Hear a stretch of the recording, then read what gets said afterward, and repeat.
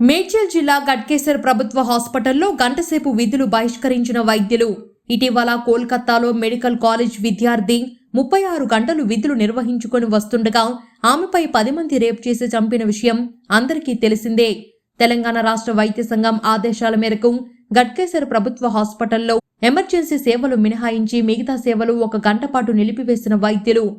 ఈ సందర్భంగా hospital staff మాట్లాడుతూ మొదట్లో సూసైడ్ చేసుకుంది అని అన్నారు. మళ్లీ విద్యార్థులంతా ధర్నాలు చేయడంతో పోలీస్ వారు ఇది రేప్ అండ్ మర్డర్ అని అన్నారు. ప్రభుత్వ హాస్పిటల్లో పనిచేసే డాక్టర్ అయినా నర్సులపై చేయి చేసుకునే వారిపై చట్టరీత్యా చర్యలు తీసుకోవాలని అన్నారు. ముఖ్యంగా ఇటీవల శంషాబాద్ ప్రభుత్వ హాస్పిటల్లో రాత్రి సమయంలో నర్సుపై దాడి జరిగింది. ఇలా ఎక్కడో ఒకచోట దాడులు చేసుకుంటూ పోతున్నారు. కావున హాస్పిటల్ వద్ద ఓ అవుట్ పోస్ట్ అయినా ఏర్పాటు చేయాలి, లేదా మాపై ఎవరైనా దాడి చేస్తే వారిని కఠినంగా శిక్షించాలి అని అన్నారు. మేము ఉన్నదే ప్రజాసేవ చేయడానికి, మాపై దాడి చేస్తే ఎలా అని అన్నారు. రేప్ చేసి చంపిన వారికి శిక్ష పడాలని అన్నారు.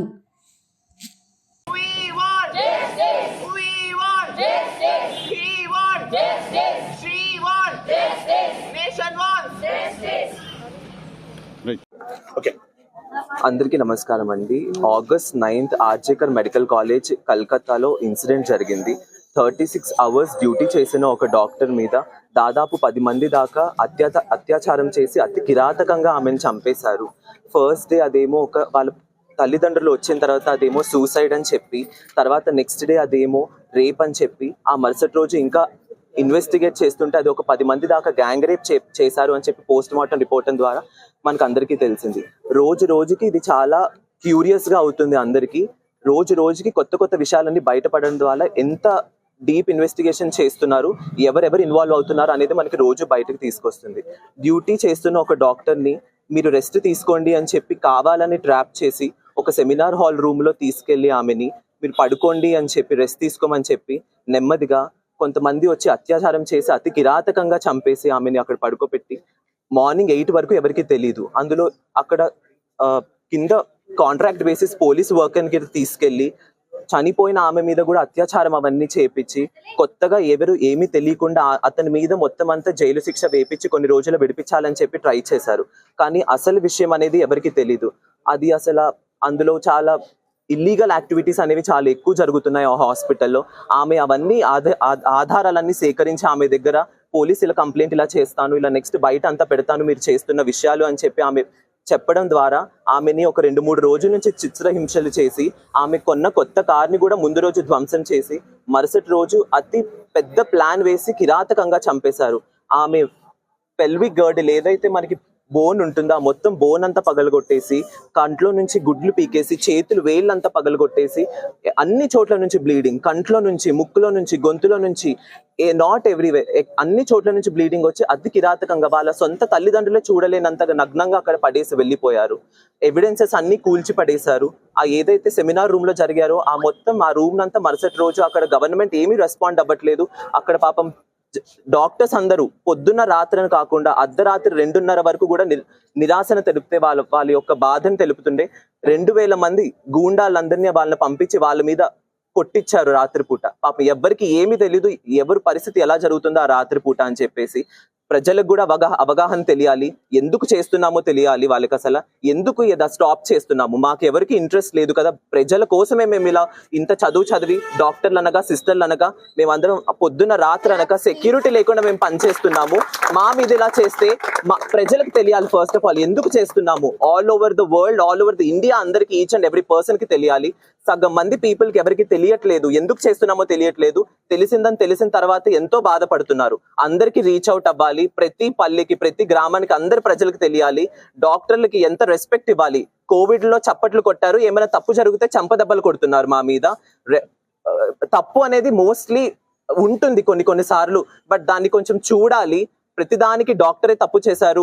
కొంతమంది మరి ఇక్కడ కూడా అసలు బోలెడు మంది రాత్రిపూట్ల తాగేసి వచ్చేసి చిన్న పెద్ద విషయాలను ఏమీ చేయకుండా ప్రతిదానికి చూస్తున్న వాళ్ళ మీద కూడా సిస్టర్ల మీద ఇష్టం వచ్చినట్టు మాట్లాడి రెస్పెక్ట్ లేదు, ఏమీ లేదు. పని చేస్తున్న వాళ్ళకి రాత్రంతా నిద్ర లేకుండా మేము పని చేస్తున్న వాళ్ళ మీద ఇలా బిహేవ్ చేస్తే ఎలా పని చేయాలనిపిస్తుంది. మాకు కూడా ఒక పాయింట్ ఆఫ్ టైంలో మాకు కూడా మాకు కూడా ఒక పాయింట్ ఆఫ్ టైమ్ లో మాకు కూడా కోల్పోతాం. మేము కూడా ఎంతో చెయ్యాలని అనుకున్నాం కూడా మాకు ఎంతో కొంచెం నిరాశ అయితే మాకు కూడా మిగులుతుంది.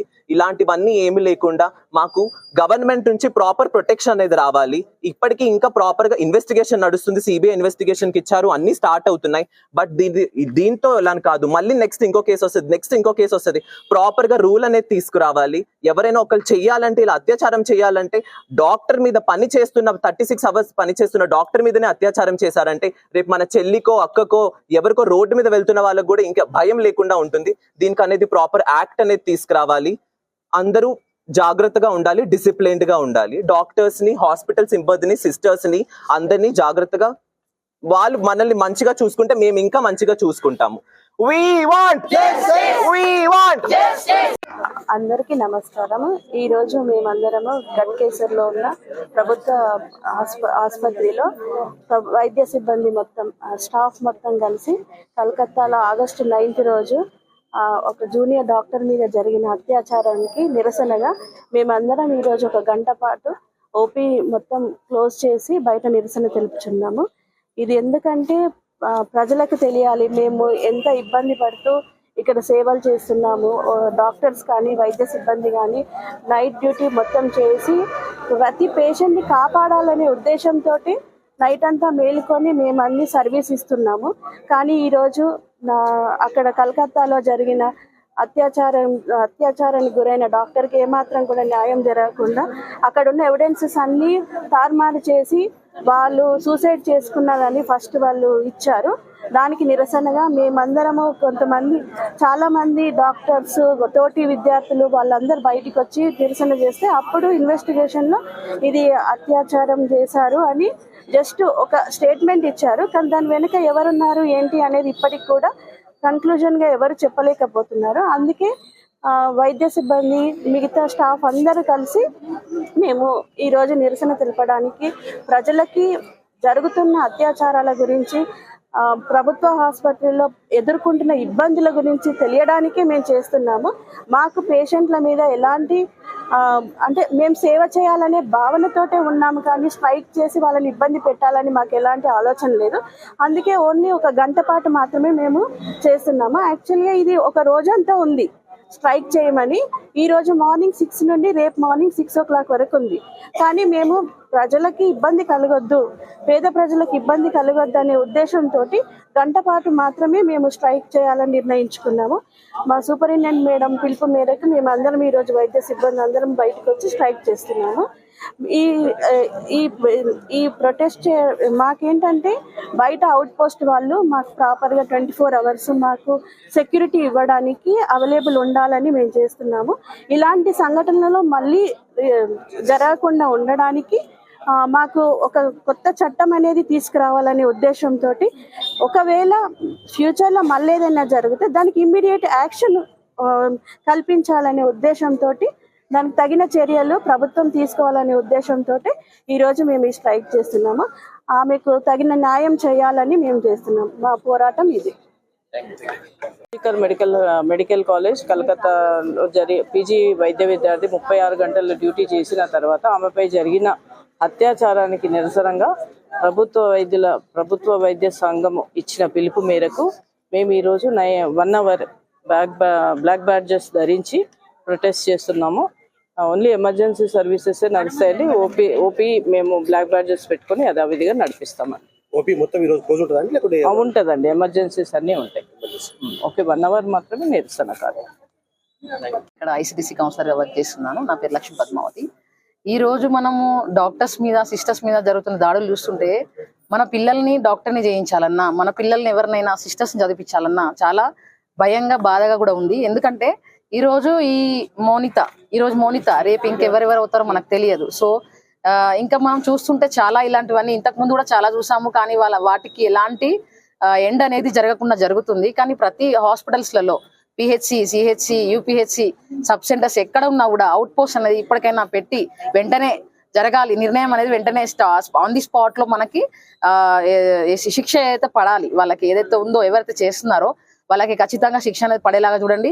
ఇలాంటివన్నీ జరగడం వల్ల పబ్లిక్ లో కూడా అది ఈరోజు దేశంలో ఏముంది, రేపు మళ్ళీ అది కామన్, మళ్ళీ వెళ్ళి సర్వీస్ తీసుకుంటాం, ఎలా అయినా ఇస్తారు అనేది ఉండకూడదు, వాళ్ళ మైండ్ లో అనేది రాకూడదు అలా. ఎందుకంటే రేపు పొద్దున అదే ప్లేస్ లో మన పిల్లలు కూడా ఉంటారు, అప్పుడు మనం ఏం చేస్తాం అనేది ఒకసారి మన ఆత్మవిమర్శన మనం అందరం చేసుకోవాల్సిన టైం ఇది. ఎందుకంటే అందరూ అలాగే చేస్తుంటే రేపు పొద్దున మన దగ్గర డాక్టర్స్ కానీ సిస్టర్స్ కానీ హాస్పిటల్ స్టాఫ్ ఎవరైనా ఆ వృత్తికే మేము పోము, ఆ చదివే మేము చదవము అంటే మరి మన పరిస్థితి అంతా ఏంటి అనేది మనము క్వశ్చన్ మార్క్ మనమే నేనే వేసుకోవాలి ఫస్ట్. దాని తర్వాత మనం అందరం కూడా సొసైటీ కానీ ఇల్లు ఫ్యామిలీస్ పిల్లలు ప్రతి ఒక్కరు మన చుట్టుపక్కల ఉన్న వాళ్ళందరూ కూడా ఈ క్వశ్చన్ వేసుకోవాల్సిందిగా మనవి. ఎందుకంటే మనం చూస్తున్నాం, ఇవన్నీ చూసినప్పుడు ఆటోమేటిక్ గా మైండ్ లో ఒకటి ఫిక్స్ అయిపోతుంది అందరికి, ఇలాంటి చదువు చదవడం వల్ల మాకు ఇలా ఈ ప్రొటెక్షన్ లేకుండా పోతుంది, ఆత్మరక్షణ లేకుండా పోతుంది, అత్యాచారం జరుగుతుంది, అన్ని రకాలుగా మన నష్టం జరుగుతుంది, ప్రాణ నష్టం జరుగుతుంది. ప్రాణమే లేకుండా పోతే మనం ఏమీ చేయలేం. సో చేసిన వాళ్ళు హ్యాపీగా బాగానే ఉంటున్నారు, కానీ చేయబడిన వాళ్ళకి ఎప్పుడు మనం ఇలా మైక్లలో 4 మాటలు మాట్లాడి రేపు మర్చిపోతున్నాం.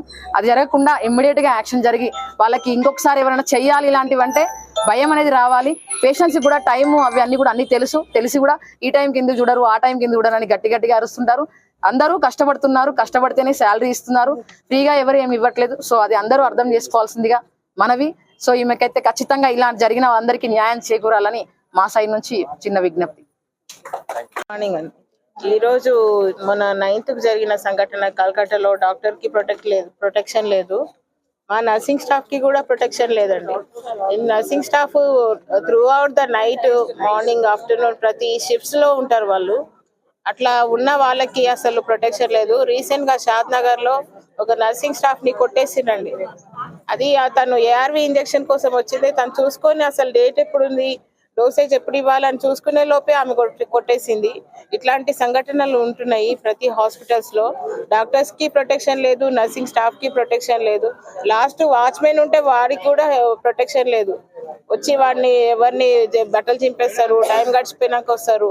ఎమర్జెన్సీ కేసు కంపల్సరీ చూడాలి, అది మేము వాళ్ళ రైట్. ప్రతి రోగికి మేము చేయడానికే వచ్చినాం, మేము డెడికేటెడ్ దానికే మేము వర్క్ చేయడానికి వచ్చినాం. ప్రతి వాళ్ళని ప్రొటెక్ట్ చేయాలనేసి, వాళ్ళని చనిపోయే ప్రతి వ్యక్తిని కూడా మేము ఇంకా 1 నిమిషం బ్రతికించాలి అనే ఒక దృక్పథం మాది. మేము అలాంటి మనసుతో మేము హాస్పిటల్కి వస్తున్నాము, డ్యూటీ చేయడానికి వస్తున్నాము.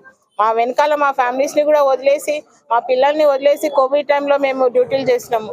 24 గంటలు డ్యూటీలు చేసినాము, 48 గంటలు మేము డ్యూటీలు చేసినాము. కానీ ఈ రోజు మాకు అసలు ప్రొటెక్షన్ లేదు, గవర్నమెంట్ నుండి కూడా ప్రొటెక్షన్ లేదు. సెంట్రల్ గవర్నమెంట్ లో ఉన్న ఒక వ్యక్తికే అట్లాంటి ప్రొటెక్షన్ లేనప్పుడు మాకేముంటుంది. కాబట్టి ప్రతి హాస్పిటల్లో ఒక అవుట్ పోస్ట్ కంపల్సరీ పెట్టాలి. మాకు జస్టిస్ కావాలి. ఆమెకి ఇట్లాంటి సంఘటనలు మళ్ళీ పునరావృతం కావద్దు. ఎందుకంటే మేము డ్యూటీ చేస్తాము, మాకు ప్రొటెక్షన్ లేకపోతే ఏంటి? ఆమెని ఆ స్టాఫ్ నర్స్ని ఇష్టం వచ్చినట్టు కొట్టేసిండ్రు, అది పద్ధతి కాదు కదా. వాళ్ళకి ఏమైనా ప్రాబ్లం ఉంటే కంప్లైంట్ ఇవ్వండి. ప్రతి హాస్పిటల్లో కంప్లైంట్ బాక్స్ ఉంది, కంప్లైంట్ బాక్స్ లో మీరు రైజ్ చేయండి. పై అధికారులకు ఒక లెటర్ ఇవ్వండి ఏమైనా ప్రాబ్లం ఉంటే. కానీ ఇట్లా ఇష్టం వచ్చినట్టు హ్యాండిల్ చేయడము అది మంచిది కాదు. కాబట్టి మేము ఎలాంటి సర్వీస్ చేస్తున్నామో అందరు తెలుసుకోవాలి, అది గుర్తించాలి. ప్రతి స్టాఫ్ కి ప్రొటెక్షన్ ఇవ్వమని గవర్నమెంట్ కి నేను తెలియజేస్తున్నాను. ఇంతకు మించి మాకేం లేదు. పీజీ మేడం కి కూడా వాళ్ళ పేరెంట్స్ కూడా చాలా ఎంతో ఇబ్బందికరం, ఎంతో బాధాకరం ఈ విషయం. ఇలాంటి సంఘటనలు పునరావృతం కాకుండా గవర్నమెంట్ చూడాలని నా యొక్క మనవి.